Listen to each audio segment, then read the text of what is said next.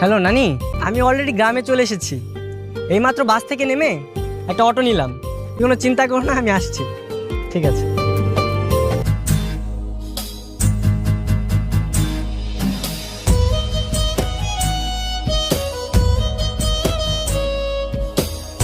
আমার কাছে তো এখন টাকা নেই। আচ্ছা, এক কাজ করেন, আপনি এই ঘড়িটা রাখেন।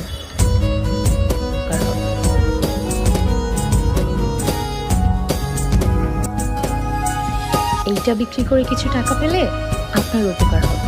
এই মামা চলেন, অটো ছাইড়ে দেবো। মামা একটা মিনিট দাঁড়ান, একটু আসছি। এই মামা দেরি আছে, আপনি গেলে চলেন, না গেলে থাকেন।